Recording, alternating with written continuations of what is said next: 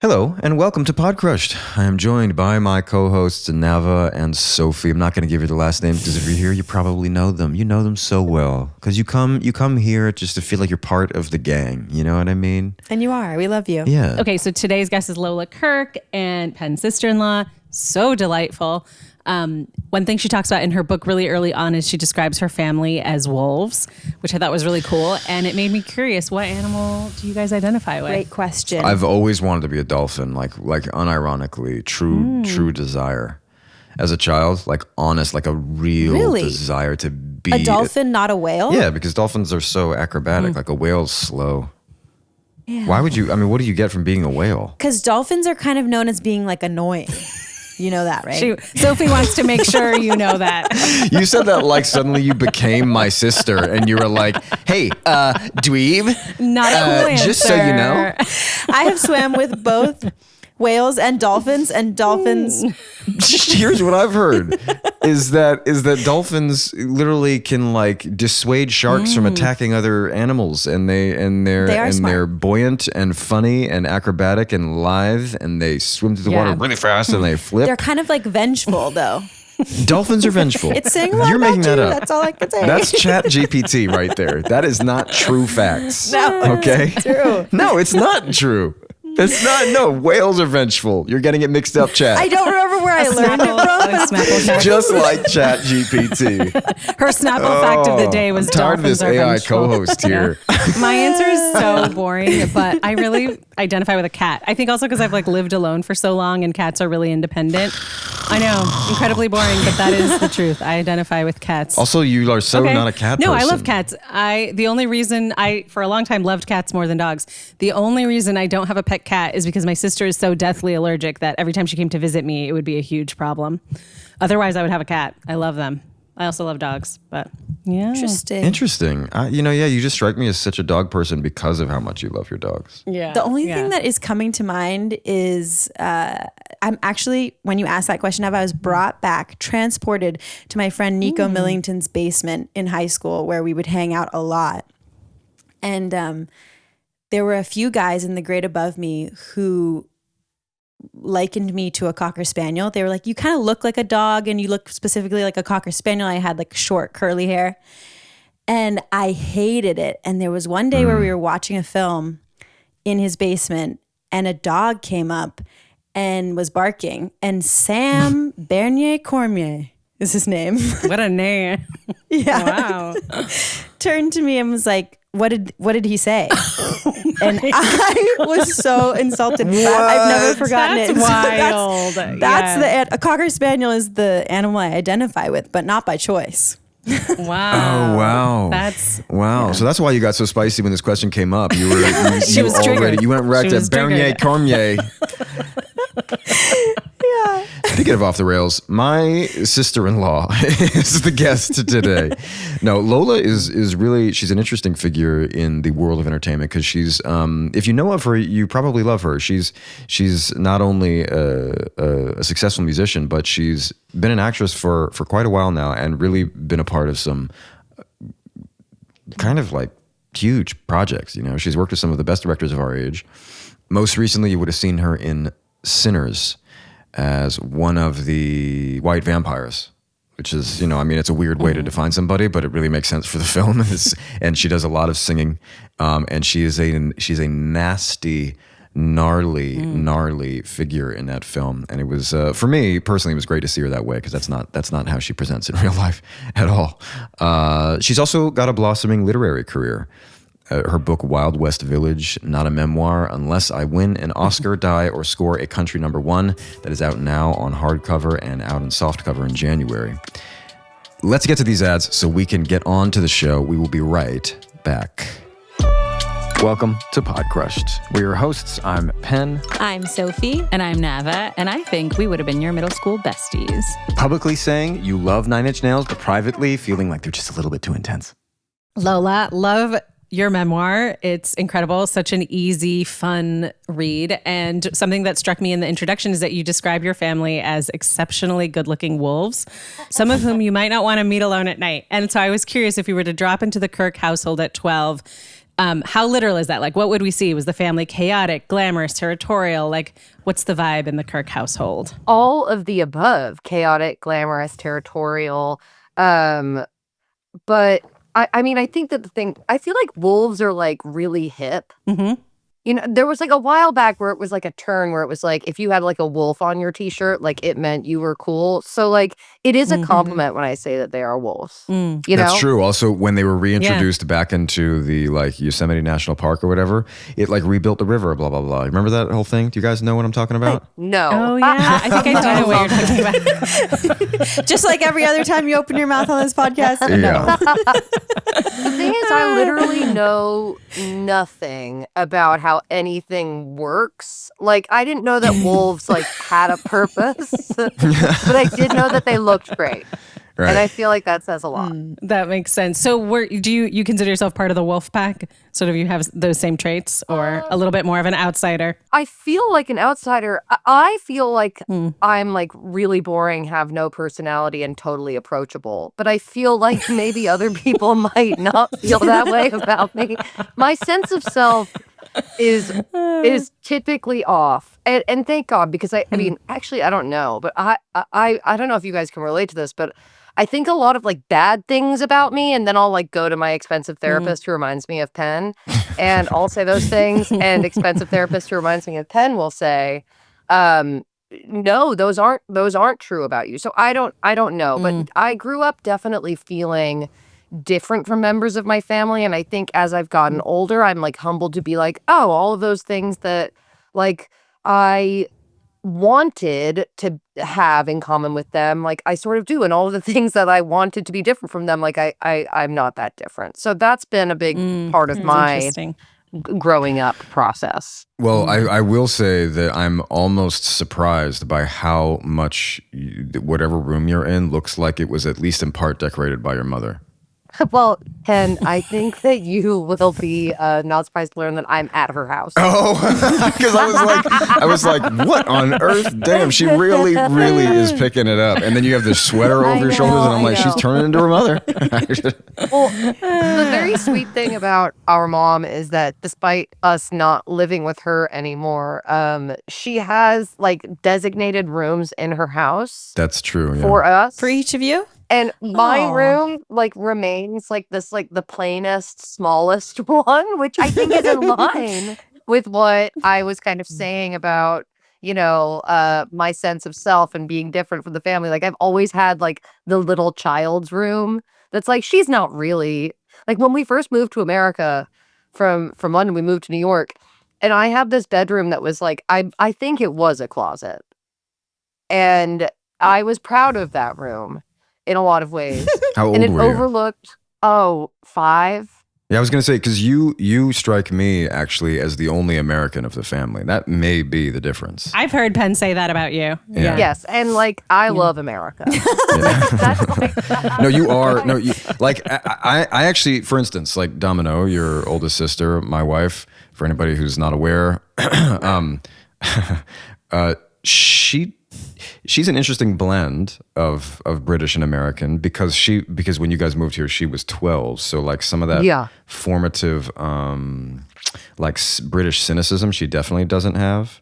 right. You know, but then interestingly, your I sister retained Jemima, your sister Jemima is very British, although she's younger than Domino. You know, there's like your sister to me seems resolutely British, the same way your mother and father do. That is very interesting. Totally.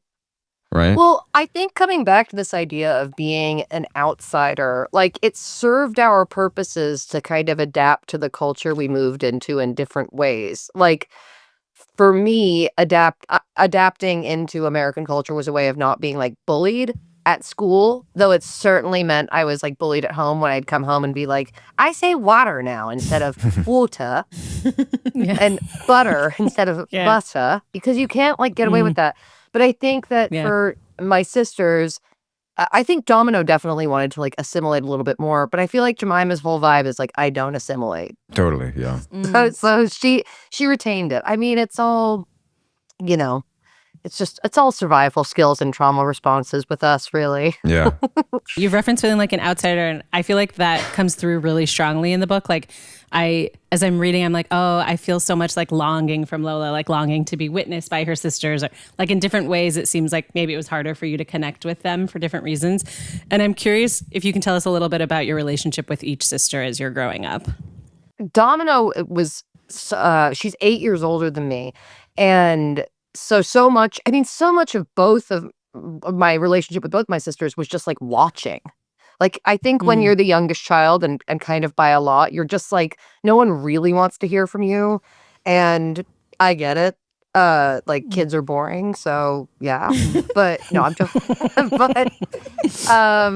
But I just spent like so much time watching them, and Domino was a lot like sweeter to me when we were kids, because I think the gap was like so much bigger that I was just like really, you know, a non-threatening entity.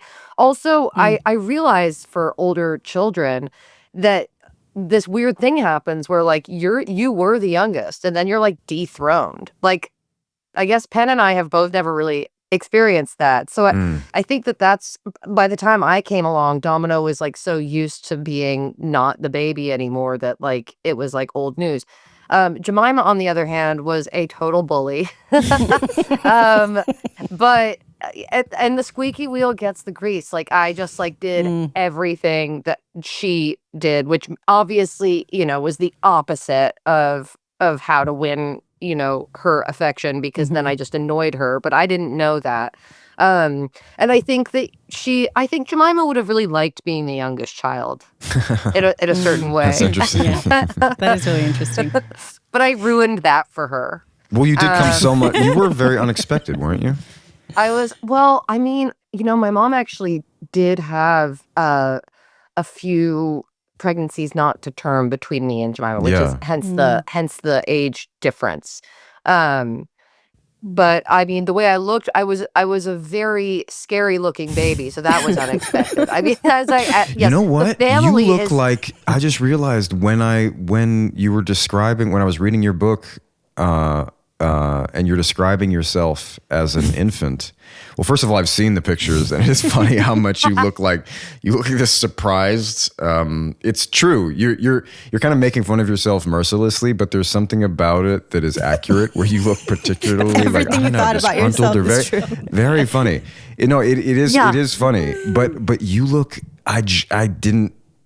I hadn't connected it. There is one of our twins looks like you. Aww. Looks Oh my like God. that. Yes, very much. That's sweet. Very, very much. So I'm coming over tomorrow, by the way. I'm not I know sure if that. you're aware Yeah, of this. no, So I I'm did very know that. excited to see this development. Cute. Also funny that only one of them looks like her, but they're identical. Well, Yeah. it is What? I amazing. thought they were identical. They are, but they really do. You know what it is?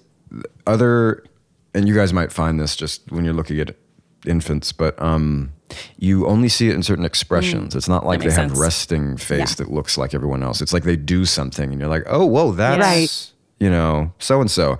And straight up, our baby B. Well, I'm not using their names yet publicly. I would say subject B. Subject A and subject B. Exhibit A and subject B. You talk, Yes. speaking of baby pictures, you talk in your book about like you're going through these different pictures of you and these funny captions that are like very plain. And then you tell us that you actually wrote those captions because you had to like insert yourself into the family memories, which I thought was so funny. I'm also a youngest child, and I still feel I'm like still reckoning with it. I love being the youngest child. I feel like it is the superior birth order, but Yeah. there's a lot that Superior. Superior is a strong word to use. yeah, elite. We're all youngest children, by the way. Elite. It's the elite position. All four of my- us. clap. Yeah. Well, this makes so much sense. Okay. So I was curious. It sounds like there are some vestiges of that in like you have the plainest room in your mother's house still, but Yeah. how else do you see your youngest child position like coming up in your life as an adult? Well, I had the most incredible experience with my mom this morning where last night we watched a really triggering movie with Diane Keaton in it.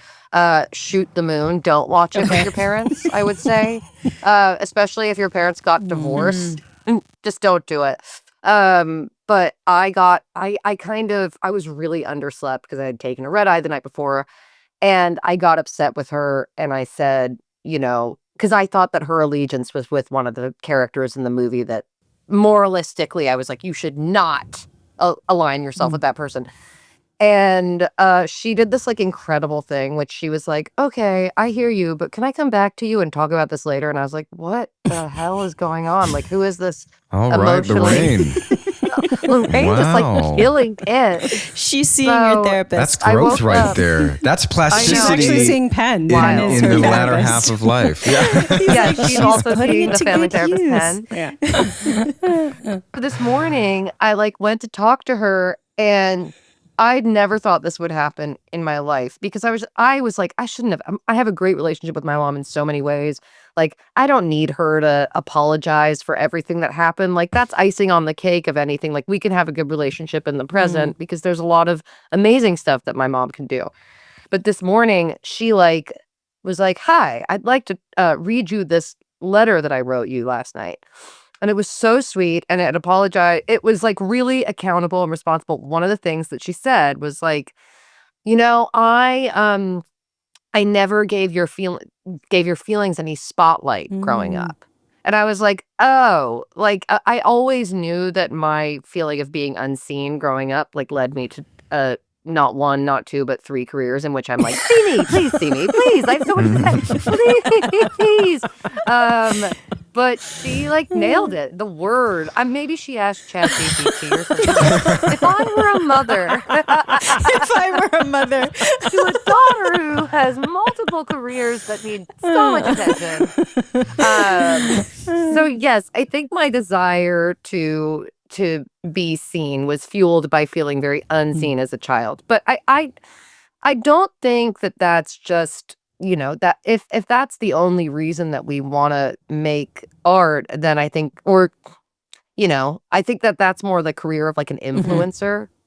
I feel like when you want to make art, you don't just want to be seen, but you want other people to feel seen too. There's like this wonderful Joni Mitchell quote, which is like, people don't come to hear my music to hear about me. They come to hear about them. And I think it's through the kind of specificity of writing about our own experiences, which you guys all have just done and, so brilliantly. But through that people get to really be like, oh yeah, I danced to like an NSYNC video in my house to a T because I thought everyone would be like so wowed. But I don't know. The more specific you are, I think the more universal we can be. So yeah. Actually, the back cover of your book is a picture that you reference in the opening chapters as well. And this is really a time of your life. For instance, like I didn't know anything about this period of your life at all. It's interesting that you, from what I can gather, you speak about you're entering middle school-ish, let's say 11, 12, and you're just starting to, you speak humorously about getting headshots, Yeah. And you are, I guess you have an agent. You're starting to pursue one of the performing arts that was expected in your family of all the girls, evidently. Yeah. And that I did know. I did know that you were all sort of loosely expected to be successful artists. No pressure. But and it sounds like by the end of middle school, a few short years later, you are screen testing for a role that eventually Kristen Stewart got.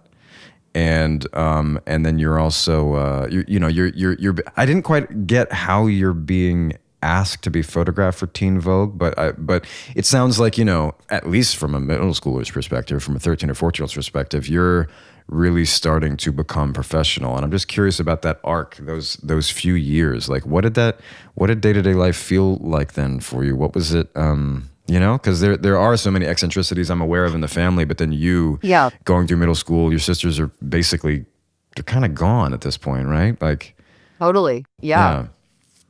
Well, I think become very clear to me as I've gotten older and experienced like the ebbs and flows of a career when you're lucky to have one, is that none of that should be taken for granted. And I think as a kid, like it's funny that you would be like, you were in Teen Vogue. That was kind of like a professional moment. To me, I'm like, that was just Tuesday.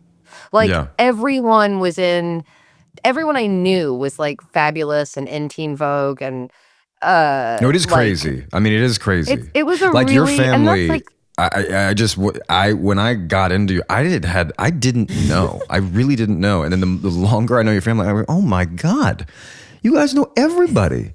It is really phenomenal. and everybody that's like actually like cool. Yeah. Like I don't know. It's something that I feel like I haven't like read about or seen much of in like represented in culture, which is like it's not just about like, you know, affluent New Yorkers, because I feel like that's like Succession. Like we've seen shows about like wealthy people on the Upper East Side, but like that downtown art world where like it is something that I think deserves a closer look, especially because I don't think that that's being that can ever exist again. I think exorbitant wealth and cultural elite will exist always and be crazy. I mean, maybe not always, but I think that particular world, like indie sleaze, that generation of people who went to Studio 54 and then became parents, it's kind of crazy. Like, I don't know that the world is too like corporatized now, I think, to understand that.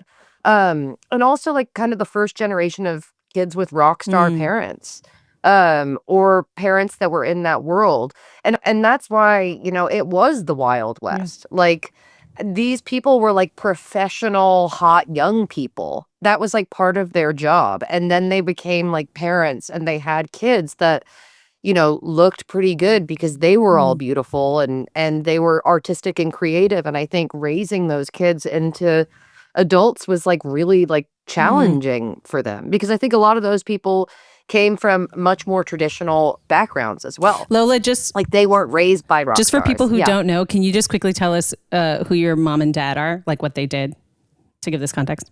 So my dad was the drummer and founding member of two bands called Free, which was a 60s band, big like blues rock English band, and their big song was All Right Now. And then he also founded and played drums for a band called Bad Company, who were just inducted into the Rock and Roll Hall of Fame, Amazing, which is yeah. pretty cool. And their big song was Bad Company from the album Bad Company. So just in case you didn't know. And then my mom is a wonderful woman named Lorraine Kirke, and she had this amazing vintage store on Perry Street in the West Village called Geminola, which Geminola, fun fact, was a hybrid of me, Jemima, and Domino names and our brother Greg. And Greg is my, you know, the reason his name is different is because he has a different biological dad than us. But my mom kind of paid homage to him in that by making it a G that started Geminola. And then when my dad's a musician, obviously, and he had a music publishing company, and you have to pick your name for that. And I always thought it was really funny because he chose to name it Greminola, which just must not have the same ring to it. It like takes this like cute, like, you know, portmanteau of sorts and makes it sound like a gremlin. Yeah. Gremlin and granola is sort of the, Yeah, gremlinola. So yeah, those were my parents, and the world around us was just like, I think it's so interesting to hear you say, Penn, like, oh, they just expected you to be successful artists, because like I didn't even realize it was as simple as that. Like they didn't expect us to be like, you know, just like creative people. Like it was like, no, you're going to grow up and you're going to be successful in your field. And so I really took that for granted. And I was really lucky that it did work out for me and has in so many ways.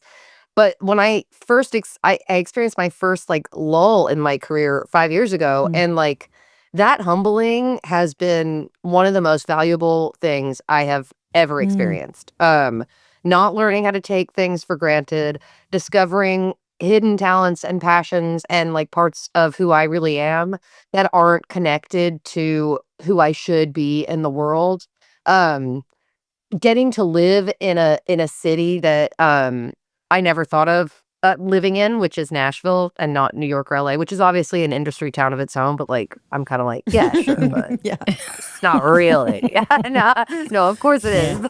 But to me it's like, I get to live somewhere very interesting.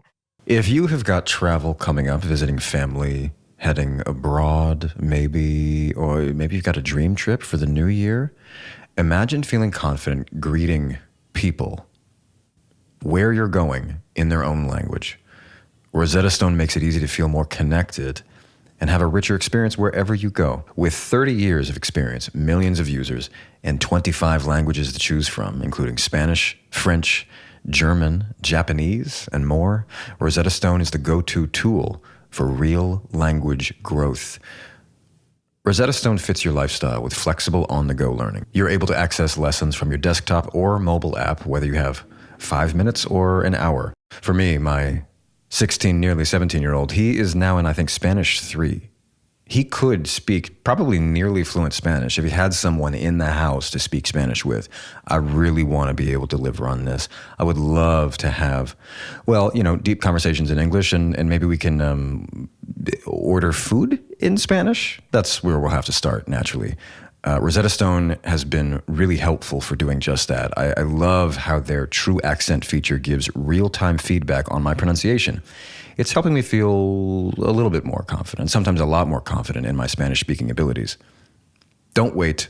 Unlock your language learning potential now. Podcrushed listeners can grab Rosetta Stone's lifetime membership for 50% off. That's unlimited access to 25 language courses for life. Visit rosettastone.com/podcrushed to get started and claim your 50% off today. Give a gift that keeps giving. Go to rosettastone.com/podcrushed and start learning. Okay, I'll be honest with you. There are some things where there's areas in my life where I still find it hard to truly adult, go full adult mode. I may have 4 children. I may never feel like an adult. We'll see. One of the things that I never do is set up a plan when I'm traveling to a foreign country so that I have service when I land. It's comical. It's terrible. It's really frustrating. And to be honest, the last several years, considering how many children I have, the only time I travel is for work, for like maybe say an event, and I land and I've really got to find people, and I often discover that I cannot. And, if it weren't for having an airport greeter and a driver pick me up, I'd be completely lost. I would be in total panic mode. Now, for those of us who, might not have a greeter at the airport or a driver hired by the company that's flying you to another country, what you got to do is you got to pack the internet with you, right? This is exactly what Airalo lets you do.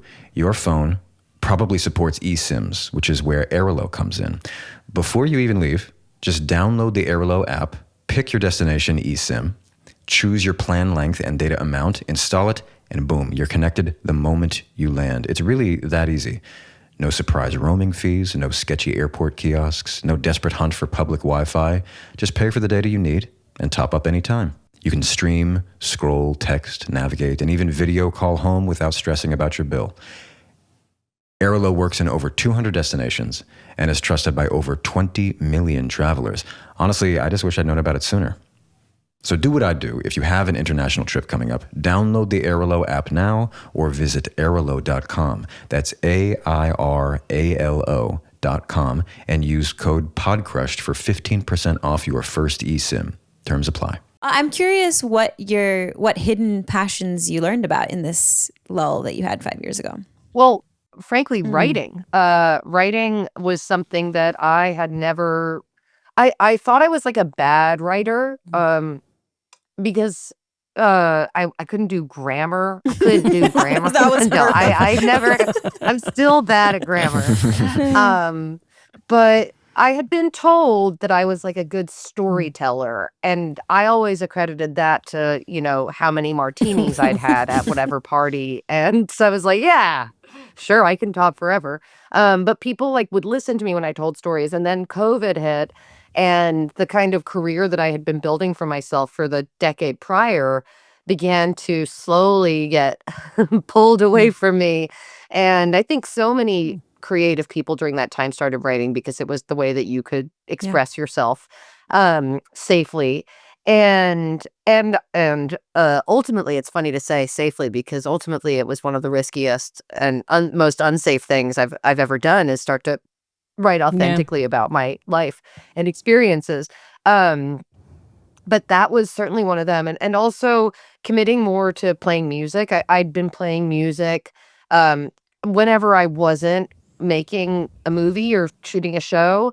And I don't know if this is similar to your experience, Penn, but it was like as a actress, I was treated one way. Like I'd get like flown first class to Cannes to get this like made up award, and then like I would fly back and like take a connecting flight to Eugene, Oregon, and get picked up in like a dented RAV4 and play concerts for literally no one, like up and down the coast. Like no one, I had no value as a musician other than like, this is what I like to do.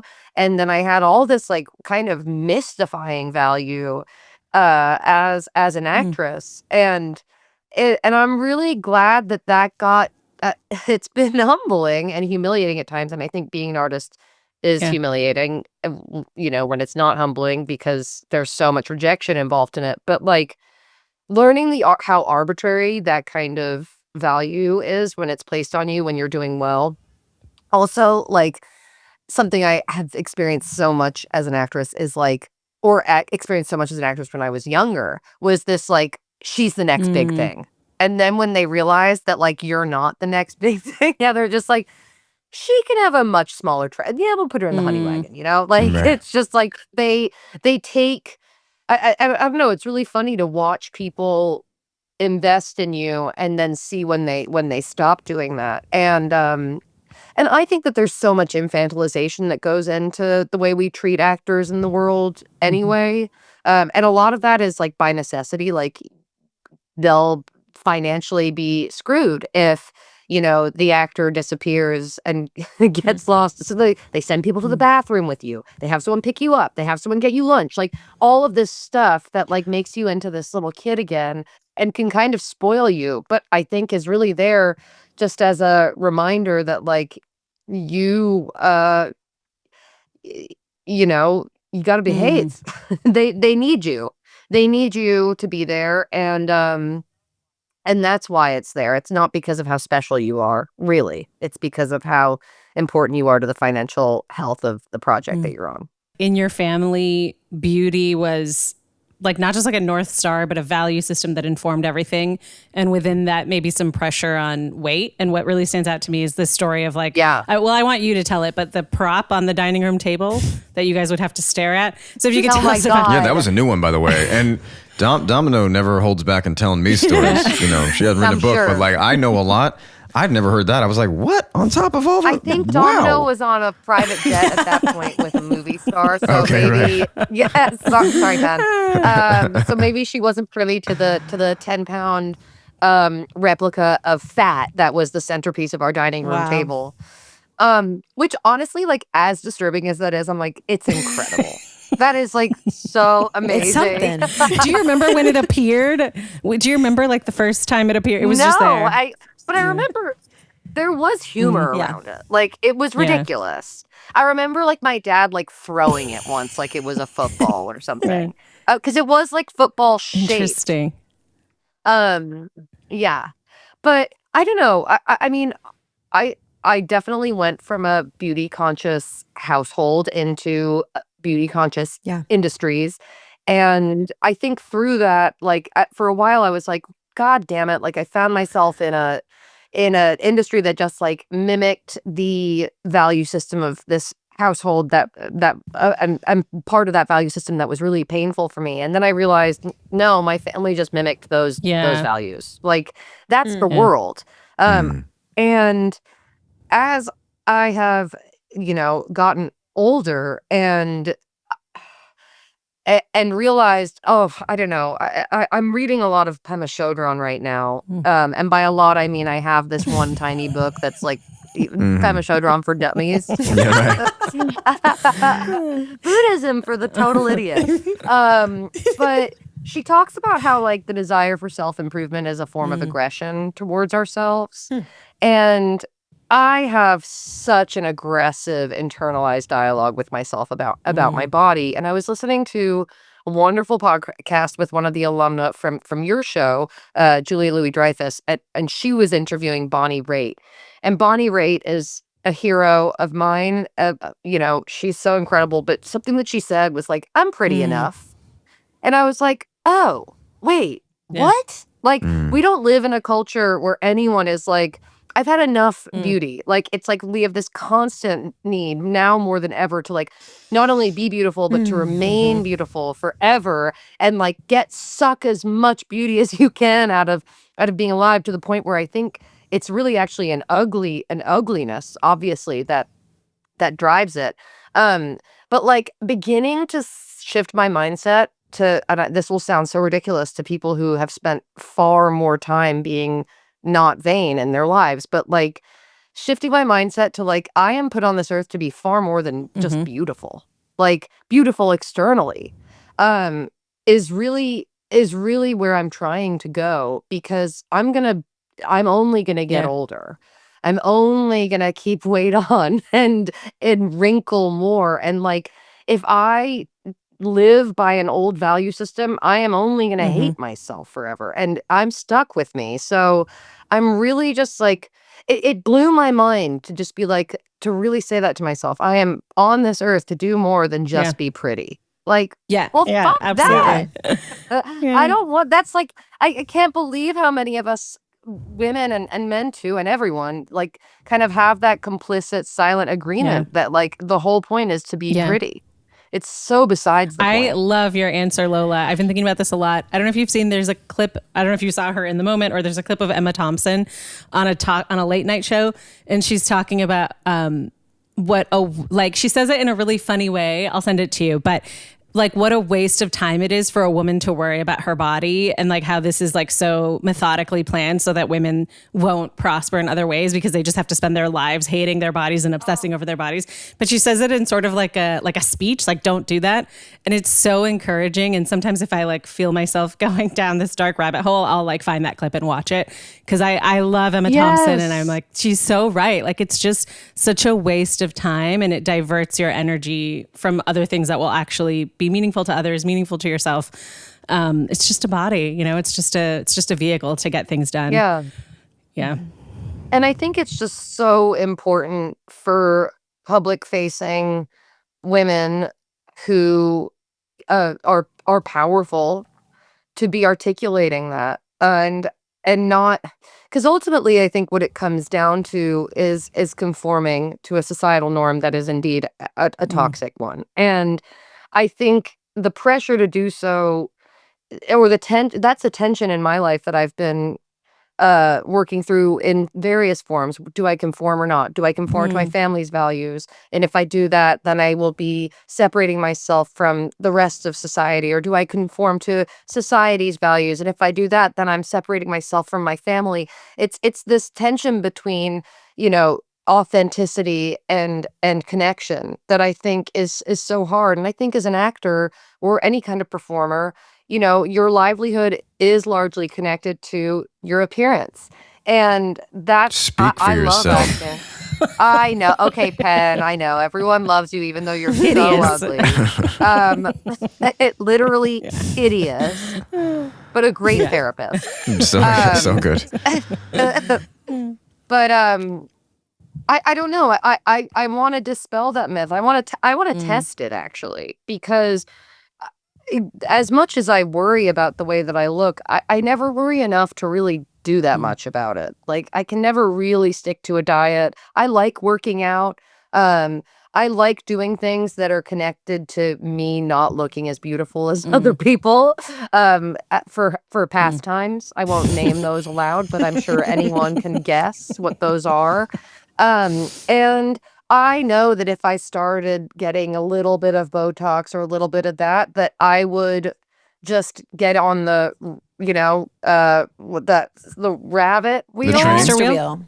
The hamster wheel? And I do Rabbit think for wheel. me, and I think for a lot of people, it's a bandage on a Yeah. bullet wound. I Yeah. think getting to know ourselves better and appreciating, who we really are in a more authentic way, it is going to be a far more worthwhile investment than constantly trying to just erase who we really are a little bit at a time. So that's, I think, that's what I want to do in every facet of what I do, whether I'm making music or I'm writing or I'm acting. And that's hard. I've just done 2 movies in a row, and I'll see the monitor and I'm like, ooh, who's that? I mean, I just played a principal in a movie of like an alternative school, which was not much unlike the school I went to, but an alternative school back in the 90s. And it was like the first time that I was like a senior member of the cast. Like normally I'm the youngest everywhere I go, even though I'm 35. And it was like really interesting to be like, oh, I look like I'm older than these people. It's my kind of responsibility and duty to be like mature and kind of like guide younger actors. You weren't the baby. I wasn't the baby. I And certainly how did that wasn't. feel? For the most part, it felt awesome. And they were awesome, awesome kids. And a lot of them weren't kids. They're like 21, but that's still a kid. That's a kid. That's a kid. That's a kid, but not technically kids. And humbling, and like seeing the 90s were such a dowdy period in general for fashion. I love it, but it like, it's a lot of turtlenecks and loose fitting things, and it's not like I mean, I don't know, obviously there's heroin chic and all that complicated trends as well, but I wasn't like thrilled. I wasn't like, this is the most beautiful I've ever looked. And I think also as you get older as an actress, especially, the ingenue, no longer being an ingenue, is a really interesting thing. Like the archetypes that are available to you as a woman, and aging out of certain ones of those, and trying to find that the power in that instead of just grieving it. Lola, this also makes me think of an internet meme. I'm sorry, I keep referencing the internet. Random things I see on the internet, but that's been going around that I really like, which is there are only 2 options: growing old or growing weird.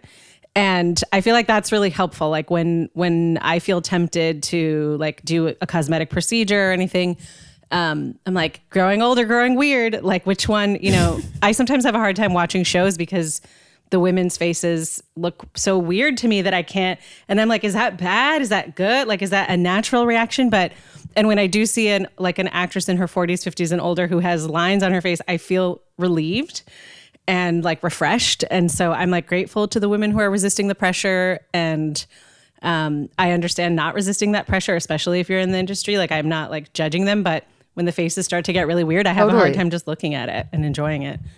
Yeah. Well, I just think that the issue is that we live in a society that doesn't value wisdom or maturity. We live in a society that has made youth into a commodity and values that above all else. And being young, I mean, it's hard. Being young breaks my heart. Like, I something about working with teenagers just now, or people playing teenagers, and there were some actual teenagers there. Like, it reminded me so much of my experience as a teenager, which was like, you think you know everything, but everything you know is kind of terrifying, and wanting to be older, but also being so sad to leave your childhood behind. I mean, I wanted to be old and young at once as a teenager, and you are old and young at once, and that's a really scary place to be. Yeah, you speak about that moment from what I can recall, where you're having a New Year's at like a resort in India with your family, and everybody's asleep but you and your father, and you're peering out at the dark ocean, and you're trying to make it special, and you have this feeling that you probably couldn't name at the time, but you're naming in retrospect, that you felt some kind of anxiety about your waning youth. Yeah. How old was that? Was that 12 or 14? I think I was 12 or 13 in that part of the book. And I'm so glad that part stuck with you, because that's one of the less flashy moments, I think, of the book. But I think it is an experience that a lot of people have, or I imagine to some degree. And I'm like, and there's definitely like a Russian word for Gotta that be, feeling. yeah. That we just German, like maybe. don't have. Yeah, they're like, oh yeah. We have 13 words for that. Yeah. We have a word for that at 11. We have a word for that at 12. We have a word for that, we have a word for that when it's happening in the winter. We have a word for that when it's happening in the Yes, for summer, sure. in the morning. Okay, there are a few, I feel like, there are a few stories we'd planned on asking. I don't know how much you feel like you want to retell them here, because they're in the book, and there is this matter of like, well, if it's there, go read the book. Maybe not everybody's super happy about the way they represent it or whatever. Yeah. But you do have one that I think remains pretty warm. You talk about being babysat by Liv Tyler. Yeah. Possibly around when, during she was shooting Lord of the Rings. I don't know if that part's accurate. She was literally shooting Lord of the Rings. Oh. She was our neighbor across the street. And I guess, or when she was like back from New Zealand. But for whatever reason, she really liked us and liked us enough to hang out with us. And you know what? She was so special to me as a kid. Talk about an actress representing something, like representing body positivity or whatever. But like, I've never had a flat stomach a day in my life. Same. Guilty. Never once. Even when I was like so heartbroken and like thin in every other place of my body, I still just had I just didn't. I'm beginning to wonder if it's because my legs are like so long and my torso is really short that like it just like won't work out for me. But anyway, Liv used to do this thing that which I've never said out loud, but she used. We had this game called Big Bellies of the World Unite, and she would like lift her shirt, and I would lift mine, and we'd like run full speed ahead, and then like rub our That's stomachs so together. cute. Oh, that's cute. And it was really cute, and it made me feel like so cool. And I need to remember that now, all the time. Maybe I have told that story before. I don't know. Maybe it's even in the book. I forget so much. I don't think it is. I forget. You're getting old. That's so endearing. I know. I really Yeah. forget things. But yeah, she was a really positive influence on me, especially at that so time. I'm nice to curious, in your process, the book is so good. I really love it. You're Thank an you, incredible Sophie. writer. Thank you. And I was curious how you went about mining your own memories for the writing process. Like, did you interview any of your family members to gather intel, or was it just all you? I did not interview anyone, which I think that could be a fun like follow up, because one of the fallouts of this book, and my sisters were actually incredible about it, but there were other people that were very much like, that's not my experience of what happened, which definitely I was like, right, well, because it's my book, not your book, so it makes sense you have a different experience. And it's not a biography, it's a memoir, so it's a lot about memory. And that's a very subjective thing. But a lot of the stories that ended up in the book were the kind of tent poles of like what I felt like was my identity, because that's what I think the book is ultimately very much about. It's about sifting through larger than life personalities and finding your authentic identity and an authentic self. So these were the stories I was already kind of just like telling over and over again and boring anyone that had heard them the first time. But they were stories that were already quite narratively formed in my head. And then there were some where my editor would be like, you need to write about this, otherwise no one's going to care about your book. And I was like, really? so then I would have to kind of, pull something out of my ass there. No.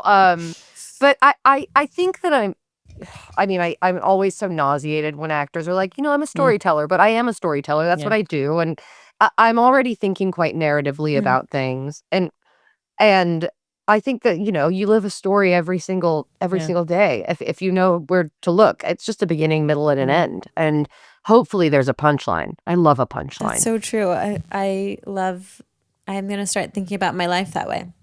Every day is a story. Yes. That's so nice. Something you were saying earlier, Lola, after I'd remarked about how many people, how even when, I, an actor who'd been acting professionally for quite a while, when I met your sister and met your family, I wasn't aware, until kind of years in. I was like, wow, this family's really not just connected. What I think is really interesting about your experience and what you're writing about, which might have some of this universal like accessibility in its specificity, is you were just talking about your parents being among an entire set of actual rock stars. And let's be clear, these were the rock stars you're thinking of. They were people like Mick Jagger and David Bowie. Your father, as a drummer, was touring with Led Zeppelin and like the biggest bands of the day, that time of the 60s, 70s, and 80s. So that by the 90s, literally the biggest icons of Western culture are parents, and a lot of them are living in New York and London, just by facet of that. Let's just be practical and sociological about it, right? So you actually happen to have this very, very narrow experience of being a family like alongside them, seeing their kids grow up and naturally be inclined towards the arts, like the Julian Casablancas thing, total trust fund kid, and then also becomes one of the like icons of an era, and which represents like the opposite of that. You know what I mean? Like the Strokes being this sort of grunge band. It's like, yeah, well, easy for them to say, right? Or something along those lines, because it also such a legitimate artist and like like sort of like literary almost icon of the times.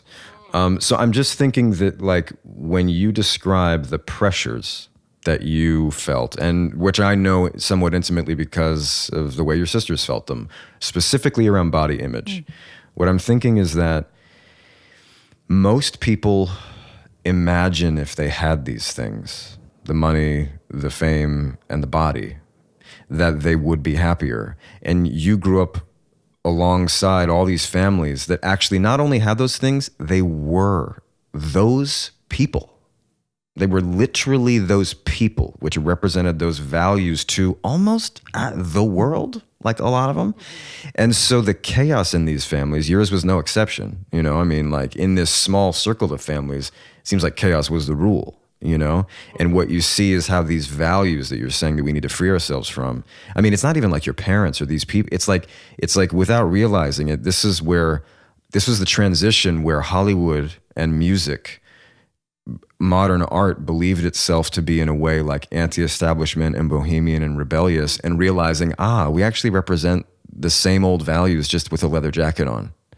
And sure. Right? So you're like a part of a generation of like growing. We are actually growing out of that because we're seeing what it does to people. And significantly, so all this kind of bringing it down into some specificity here with you and your family, if I may, I mean, you speak about it very openly in the book. You're the only one of your sisters to not like have an eating disorder to the point of needing and wanting, rehabilitation of a kind.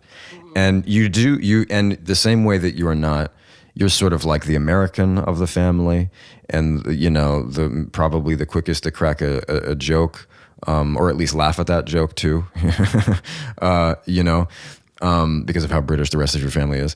I wonder if you can think like, what are some of the circumstances you had being a bit younger, that like what are some of the things you can attribute that to? Like maybe not quite getting is it maybe not getting the full weight of the same hammer from your parents because you were the baby, or was it just certain qualities you had, or seeing what your sisters went through? Yeah. I mean, I think so much of it was the gift of having sisters who, ran boldly into the fire and being like, well, I don't want to get burned like that. And I think that like many people who grew up in chaos and dysfunction, I'm really good at knowing how other people should live their lives. That's just like a gift I have. Well, if they only did this. And I think watching my sisters like struggle so much really honed that for me. And I don't know who I would have been if I didn't have them. Um in a way, I'm like, their rebellion was almost selfless to as an act. It was like an act of love for me to witness. Um, so I think there's that nurturing part of it, and also I don't know. I think that there's nature too. I also think having such a big age gap between me and my closest sibling meant that I had a lot more friends. I made families of friends. And my friends, for the most part, were quite sensible young people.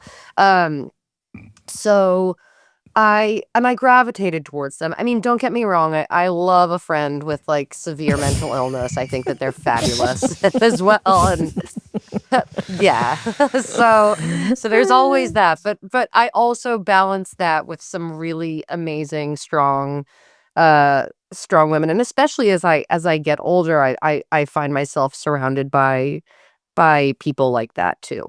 We always ask our guests, what were their first experiences around love and heartbreak, your first crush or infatuation?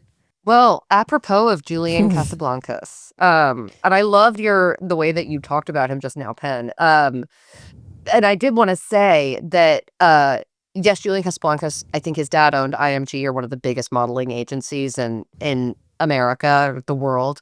But there is this thing, I think, that's a lot of artists are, have independent wealth outside of art in order to make their art. And I think that that rebellion in so much art can kind of come from the safety of knowing that you might be okay if you push some boundaries. And I know there's so many amazing artists who did not come from that. But anyway, I saw the music video for Last Night on TV when I was 10 years old, and it's so funny. I'm actually this is not planned, but I'm at my mother's house with all my stuff.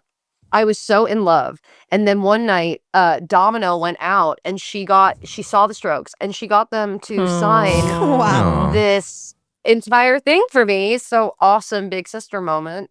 And I think that's Julian just lying on your desk. It's not framed or anything. I'm literally staring at it. There's a really just weird touching it with your fingers. I know. It's my Touching it with your fingers. Sophie's like, please frame it, Lola. Please frame it. It's so funny to me. She's like, oh, this old thing. It's in like a weird plastic sleeve with like some other sweet photos. And then other boys I liked. Oh my! I mean, well, Heath Ledger and Julian Casablancas, just like I knew love from them. Like I would wake up thinking of them. Did you meet them yourself? I never met Heath Ledger, unfortunately, but I did get to meet Julian Casablancas one night backstage at Irving Plaza because he was my friend's uncle. And I couldn't even believe that. Like, how does that make sense? He's my boyfriend, but he's your uncle. Weird. Like, what?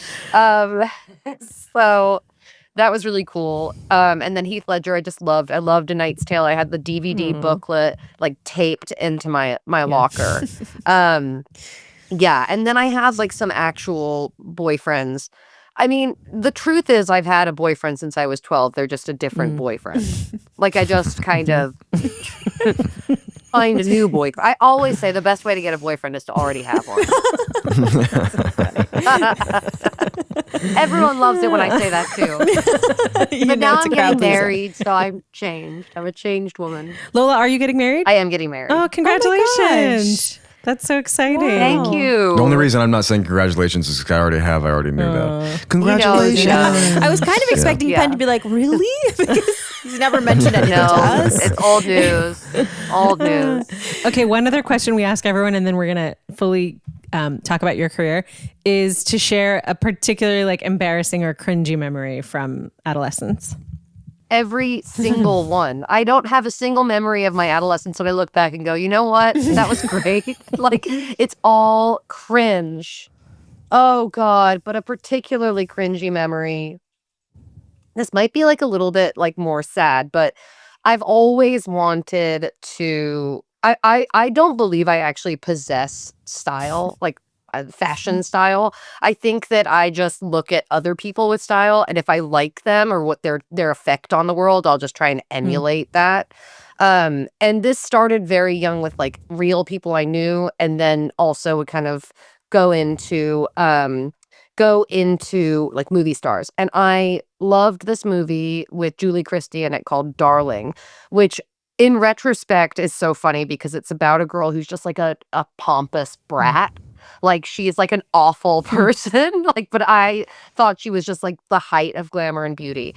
And she was a 1960s model and actress in the movie.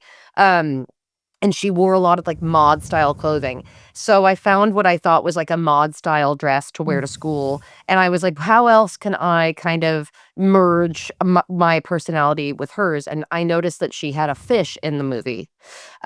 So I went during all my free periods because we had no grades and we had free periods and could do whatever we want, to every pet shop in Brooklyn looking for a goldfish. And finding none, I settled on a Siamese fighting fish that I decorated the tank, and I walked back to school thinking I looked just incredible.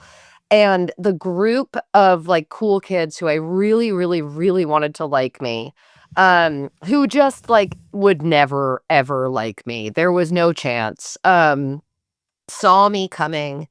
And they had heard that I had bought a fish. And I don't know. The pet store owner? Yeah, the pet store owner paged them. You were on your way back. Like someone who saw me like approaching the school was like, they're waiting for you. And I was like, who? What? And I get there and all the like hot stoner freaks charged at me. And the one grabbed my little carrier tank, and he took my Siamese fighting fish, which I had named Darling, out, and he swallowed the fish in front of me. What? So then I took the water from the tank and I dumped it on his head, which he responded to by taking a fucking Coke slushie, like a nearby random Coke slushie, and pouring it all over my What? skin. Insane. Goodness. I know. It was crazy. It was insane. That is insane. And then I can't believe it happened. And the way that this resolves is that he asked me to go to prom with him a couple weeks later. So And you I was said yes. prom date. yeah, evidently. And then this should segue into my career quite well. Many years later, when I was on Mozart in the Jungle TV show, it won a Golden Globe for best comedy or whatever. And we didn't think we were going to win. So I had taken off. Actually, my shoe had broken. So I had taken off my shoes, and we didn't think we were going to win. So I was like, this is fine. And we did. And I like go up on stage barefoot, and I like went on Instagram the next day, and the guy had like posted something that was like hometown girl makes good, and it was just a picture of it was like a close-up shot of my bare feet. He's an artist. It's all making sense. On the stage. So yeah, so that it was cringe and it resolved. But I think the cringiest part to me about that, not the heinous bullying, but is just like, and maybe it's a good thing, but like my full commitment to try and be like someone I'm not, which I guess has served me well as an actress in a lot of ways, but can be just like, when will I just like, maybe all these people that we're drawn to really hold things about us too that that's are really special. true. So. Well, speaking of Mozart in the Jungle, incredible show. If anyone hasn't seen it, I think it's still on Prime. It's really wonderful. You're amazing in it. Can you tell us a little bit about it, and what was it your first time being number one on the call sheet? It was actually number 2. I'm trying to think, when have I been number 1? By screen time, it should have been you, but was it the guy? Was it the conductor, the composer? Gael? No. Gael was number 1. I think I was number 2. I don't know. We had so many amazing legends in that show, like Bernadette Peters and Malcolm McDowell. Well, as an audience member, I thought of you as the star for sure. I was you were number one, number and one. that's all that matters. As an actor in the biz, I knew you weren't number one just because of that. I actually thought, I'm like, well, maybe I'm wrong, so I let her ask. But No, I was not number 1. But yeah, that show was so funny. I mean, it's amazing to think that at the time that show came out, like streaming was just like, Yeah. what? That was the first show I ever saw on It Prime. was just started. Yeah. I got a Prime membership to watch it. Thanks. I mean, we were just like the other show that wasn't transparent. Was like Yeah, basically. the Yeah, thing. that's true. Yeah. What was it like? What was that show like for you? Sort of set in the music world. What was that experience for you? What was it like learning oboe? Hilarious. Learning oboe was hilarious. So I played an oboist, and the show was about like, well, it was pitched originally as like the seedy underbelly of classical music because it was based on a memoir of the same name by an oboist named Blair Tyndall, who unfortunately passed away. But it was interesting to me because I'd never really listened to classical music. I just kind of thought that that's what old people listened to / my dentist did because that was what he always, which honestly, I never realized how much I associated classical music with getting my teeth drilled. But I did until we did that show. And it was kind of funny because my character is she's obsessed by classical music. She loves classical music. But that was not my relationship to classical music. And as an actor, I think I've heard it called all sorts of different things, but as ifs, like I would have to act as if when I was being kind of enraptured by a beautiful piece by, Sibelius or something, I would be like, I'm listening to Led Zeppelin right now for the first time, or just kind of asking about things that had that effect on me. That said, now I can't listen. I'm really exclusively listening to wordless music, classical. I do like opera a lot. And I like a lot of jazz. I've moved away from listening to songs, which is so weird because I write songs all the time, and that's probably why. But that show was incredible. It changed my life. We got to shoot in New York, in Mexico City, in Venice, Italy, and in Tokyo. gosh, That's so incredible. And That's every so year crazy. I would just, it was crazy. Correct me if I'm wrong, but I feel like that was when the few streamers that were really hitting it big, they were like, either, if it was Netflix, for instance, they're like, we're so far from actually making a profit, we can just spend as much money as we want now because it's like nobody's caught on totally. yet. And then in the case of Amazon, is like, we sell the TVs and the phones they watch on and everything else. There's no money we're trying to make from this. Like, so they were just sort of like willing to, for the sake of the production value of the show, to just say, this is what we make, right? They just kind of like let the seemed creators like such a of the whim, shows the whim of the do. creators. Yeah. Wow. Yeah, it was a special time. It seemed like that It show was a special time. is among a very small class where it really had that. It was just like, damn, what are they doing now? Whoa, they're going, whoa. Yeah. With like 200-person orchestras and in Right. every city. It was so special. And then it so sadly got canceled before its 5th season. And I remember it being like, they just want to make like more action content. Was the reply. And I'm sure that actually does make money instead of niche shows about wacky classical musicians. So can't blame them. But no, I love that show. And I can't believe I got to be a part of something like that. I mean, it feels, I don't know if you had this experience, Penn, when you're like, going from Gossip Girl and then not, having a show until you, and you're just like, oh, there's like an existential crisis when your life has been defined by one project that you've been making for so long. That ensued, at least for me. Yeah, absolutely. I mean, that's, like I had some kind of significant transformation then, I became a Baha'i. I stopped drinking. I all kinds of, Okay, so you know exactly what I'm talking about. You're like, yeah, no, I don't know. I mean, I became high and stopped drinking, but Is that why you had twins I to help you started transition out of you? twins. Yeah, exactly. Yes. Actually, Yeah. you know what? Towards the tail end of that is when I met your sister. It's when I met Domino, Wow. and I got married. So all those things happened. All those things. Yeah, very much. Yeah. No, well, that happens because you're just, as an actor, you can't. Nobody. It's very hard to articulate I suppose, as I'm demonstrating now, just how much you become identified with something that in some ways you were like not responsible for at all, you know? Absolutely. You're like, I didn't write it, I didn't direct it, I didn't edit it, I didn't score it, I didn't dress myself. I mean, I dressed myself, but I didn't, you know, like I wasn't the one buying the clothes or choosing them. I had people dress me. I had. I just went, yeah. Yeah, it's a strange thing. So I guess you know, but you actually have had most of your experience in film, which is in some ways notably different.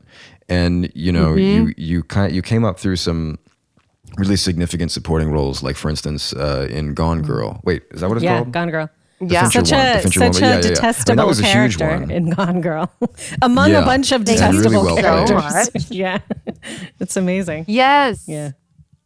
I know it is. I like hearing that because I feel, you know, just like so perfect that I can't imagine that anyone would ever find me. No, just the character, you know. Yeah. Yeah.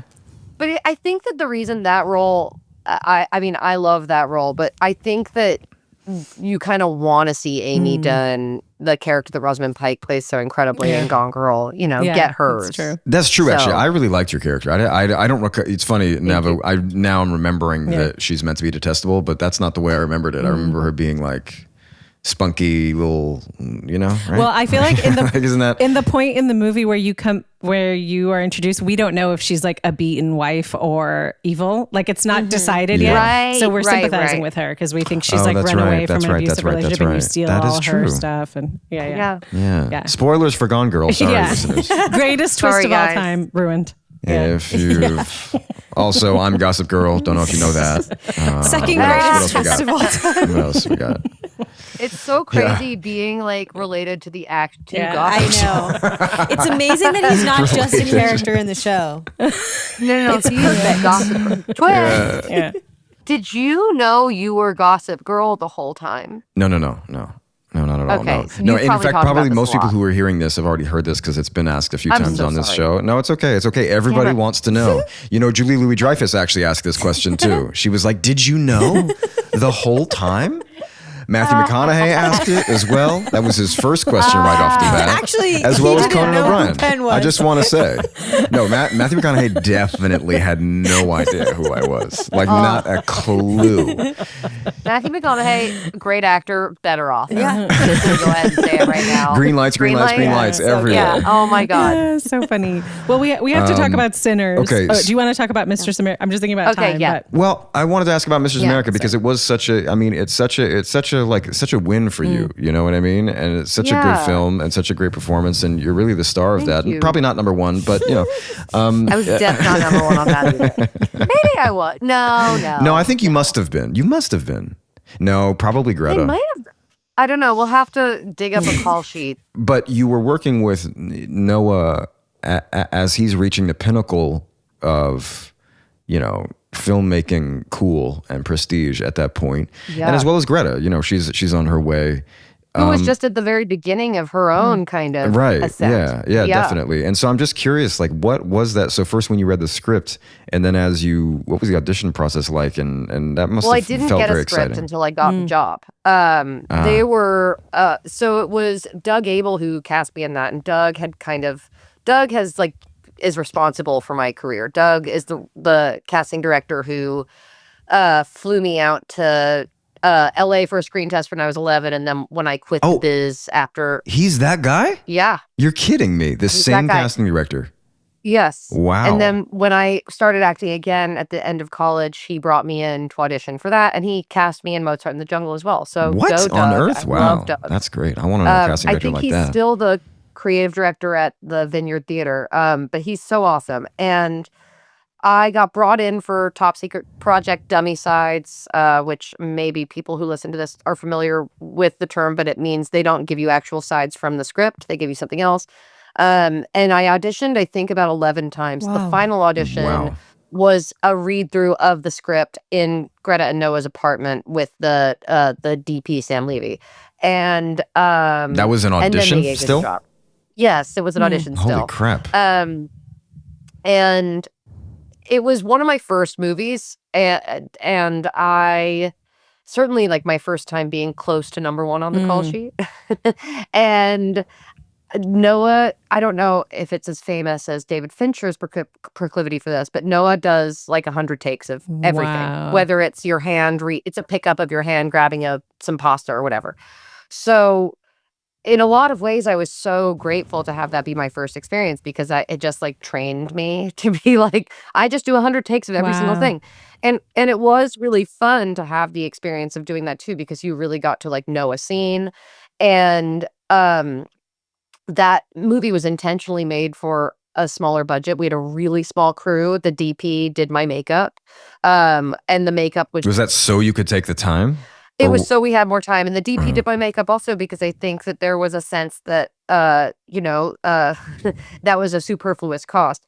And look, I love all of the people I know in hair and makeup on TV. There are some incredibly talented people who do it, who work in that space. But I do miss the natural skin Yeah. and the natural look that classified a lot of earlier films. And I think that this is something that's weird, even on red carpets. I mean, I look at pictures of like Sissy Spacek on the red carpet in the 80s getting her Oscar, and she looks like she tried to look good, and she does because she just is beautiful. But it's like the cottage industry of like celebrity styling and hair and makeup. It is wild, yeah. You know, the pre-awards colonic was just like so besides the point. And Well, I don't think know. I that mean, was until the you set. try it, it sounds crazy. But I know. I mean, I get a colonic before I wake up every day. We Just someone Before comes you in. wake so there's a team that comes Prepared. in. Yeah. There's a tube. I don't even see who does it. I still have my mask on. we just had Lily Reinhart on the show, who was in Riverdale, and she said starting in like season 3 of Riverdale, she started doing her own makeup because she felt like Cool. her character doesn't get her makeup done. So she's just like, she shouldn't look like she's just Yeah. gotten her hair and makeup done. Yeah. Which I thought was really cool. I mean, it's all part of that beauty industrial complex that Yeah. I think we were talking about a little bit earlier. But like the way that people look crazy. People like just woke up and they have that like perfect crimp curl that I know how I do it. So I'm like, you didn't just wake up. But yeah, that was an incredible experience, and I can't believe now that like Greta, who had wrote and starred in that movie, was like younger than I am now. Like I hate thinking about that. Yeah. That's crazy. It makes me There's really always those depressed. people. Let's talk about Sinners. How did you come on Ryan Coogler's like radar? How did you tell us about like the audition process, how you got the part, and then I'm also really curious about the music, like the large musical numbers. If you could like walk us through how those were filmed. They're incredible. So that's another casting director who's been really wonderful to me, Francine Maisler. I love her so much. And I got an audition from her. It did not say what it was for. There was one scene, and it was a scene that was actually in the movie, but was ultimately cut from the movie. That was quite a racially charged scene. And it was just like, my God, as an actor, like to get a job, you have to go and say a bunch of stuff, like really stuff you'd never say in real life. And this is now in the age of what a lot of actors will know about as the age of the self-tape. And I know some people really like them. Personally, I have never gotten a job off of a self-tape. I'm much better in a room interacting. I lay on the charm, blah, blah. So I asked, I was like, can I please audition for this over Zoom with one of the casting associates?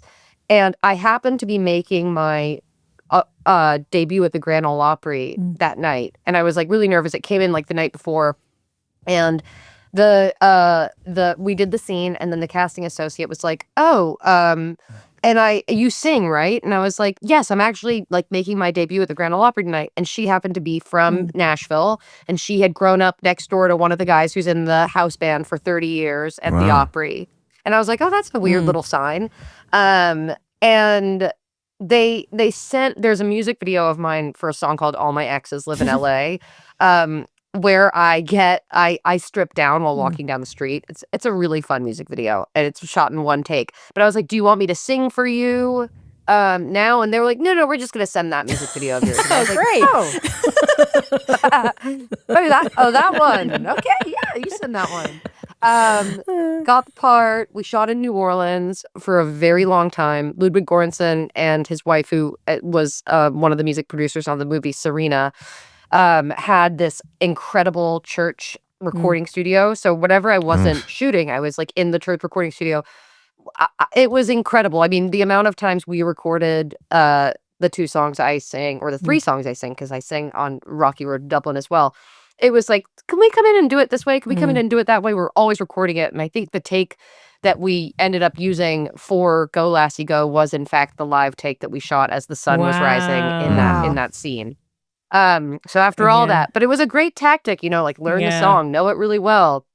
It's not unlike that, Fincher or Baumbach thing where it's like you do it so many times that you stop being nervous about it and you relax into it in a certain way and some real instincts get to come out. So my best friend happened to be getting married, and it was the night that we were shooting. I was meant to be like the maid of honor or whatever, and they changed the schedule so that we were shooting the big outdoor crazy vampire dance scene on the night of her wedding. And I was just like so sad, but also just like, this is incredible, but I'm missing my best friend's wedding.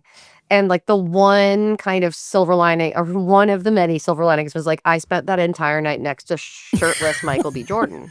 That's a silver lining. I mean, this is. I thought it was going to be something like, but my friend was able to, fill in the blank. No, she had just great about. She's fine. Yeah. That was really funny. I was just like, to the old man upstairs. So I was like, this is hilarious. Like, compensation.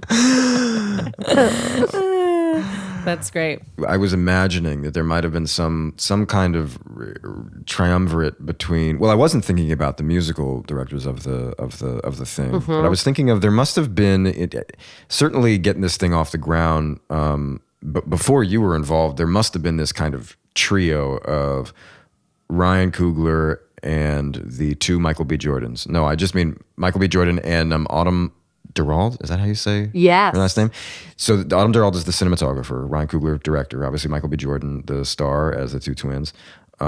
This is such a visually and specifically like a cinematically stunning film because it was shot on 70 millimeter, right, for IMAX. Yeah, and I'm telling you, some of these shots are like they're among undoubtedly to me the most beautiful in all of cinema. It's like striking, really, really striking stuff. Yeah, what was it like being on a set where you had people who had crafted a vision together, who, that rare kind of time where you have the time and money to do it the way that it needs to be done because they've kind of demonstrated it in the other ones, they've kind of been like, we've given you your popcorn.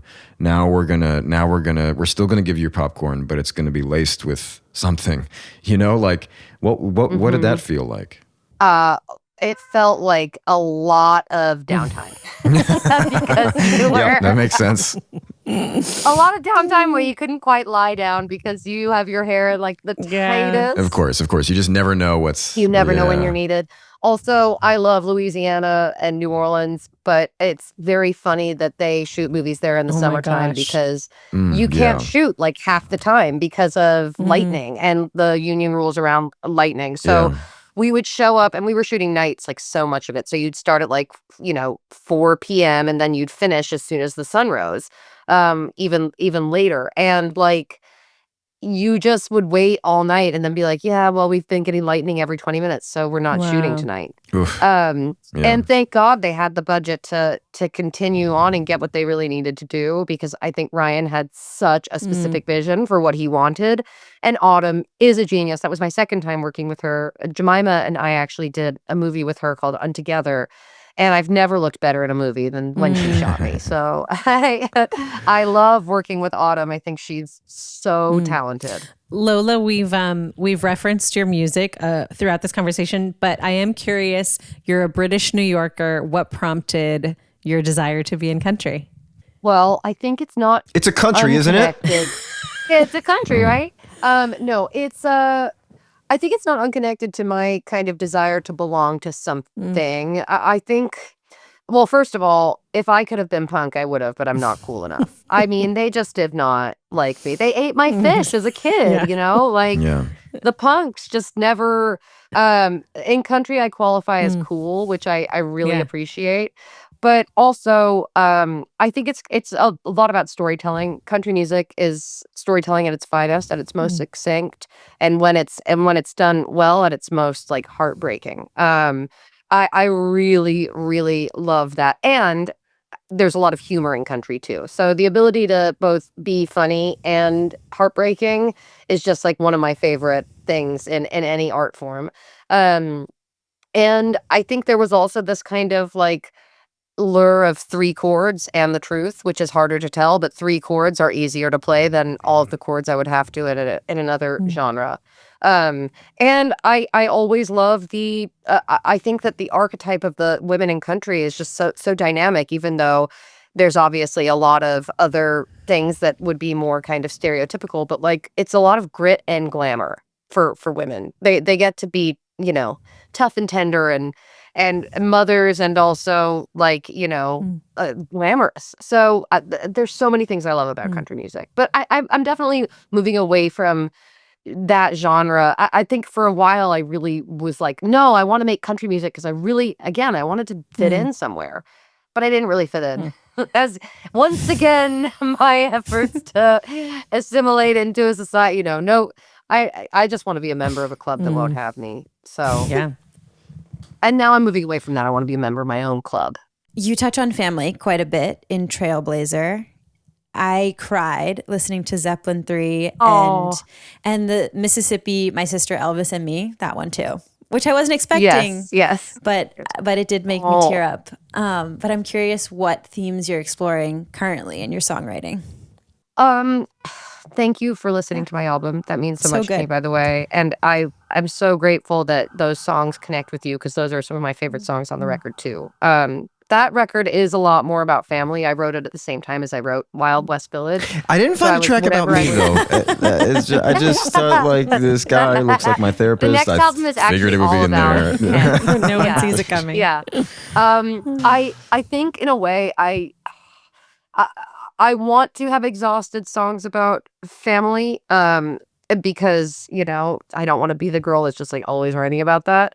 So I'm discovering new, more kind of subtle ways of writing about the things that I think and feel there. But I am really loving writing songs about like growing up, basically, like getting older, growing up in a different way. And writing songs about societal pressure. I think what bugs me a lot about music that I hear coming from people who are my age is just like more songs about fucking and 100%. flirting. So many. I'm just so like, many. But there's so many other things. And like to come back to Bonnie Raitt, I'm like, I don't think anyone's really that horny. No. If you were really that horny, complete you agreement. just go fuck. You wouldn't just always be writing So about it. true. Also, I'm also thinking like sex is great, but like, come on, it's not No, that so great. true. Everything So you're true. saying Yeah. is just so good, Lola. Even if it was, the amount of time compared to the rest Yeah. of life you can actually spend doing it's like, guys, we gotta move it's on. just We proportional. have to I know. move on Well, from to it. me, I really think that sex is like water. It's the best thing ever when you want it, but when you don't, it's just boring. Totally. You know? That's a good metaphor. That's you. novel. I've never heard that and either. I think it Yeah. works pretty well. Well, I just came up with it literally just now. But if you, I think that the people that are all singing about wanting to have sex all the time, go have sex and then write about other things, because there's Yeah. more to explore. Truly. And there's a song that I love on Bonnie Raitt's album Nick of Time, which is the titular song, that it's all about the things that like I need to hear more about. It's like getting worried that you're too old to have kids. It's about seeing your parents get older and getting nervous that they're seeing you get older too, and how scary that is. And then it's about like finding love all in the nick of time. So I don't know, that I want that kind of experience and that hope in music, not just like I'm so horny. Lola, I Love it. love that. This is going to be a strange segue, but I wanted to ask you this earlier and I forgot. If the Kirks are wolves, what is Penn Badgley? How does he fit in? I'm a therapist. The therapist. Yeah, Penn is the therapist. God, I feel like you're very wise, so I don't want to say elephant, but I feel like that's grasshoppers. I mean, that's- Are grasshoppers considered wise? And with that, grasshopper. He's a wise grasshopper. I'm a wise grasshopper. I prefer an elephant just because an elephant takes up more space, but you know. Right. No, you definitely take a lot of space. The final question is, if you could go back to 12-year-old Lola, what would you say or do, if anything? Go and create your life. That's what I would say. I think creating. Don't you think your she would probably say, "Yeah, bitch, I'm doing that"? Didn't you see me No, in Teen she Vogue? would not. No. Oh, or maybe I would say you get to create your life. This doesn't have to be what it is. I love that, Lola. That's really powerful. You can get Lola Kirke's new book, Wild West Village, not a memoir, Unless I Win an Oscar, Die Tragically, or Score a Country #1, anywhere you get your books, and you can follow her online at Lola Kirke. Podcrushed is hosted by Penn Badgley, Nava Kaplan, and Sophie Ansari. Our senior producer is David Ansari, and our editing is done by Clips Agency. Special thanks to the folks at Lemonada. And as always, you can listen to Podcrushed ad-free on Amazon Music with your Prime membership. Okay, that's all. Bye.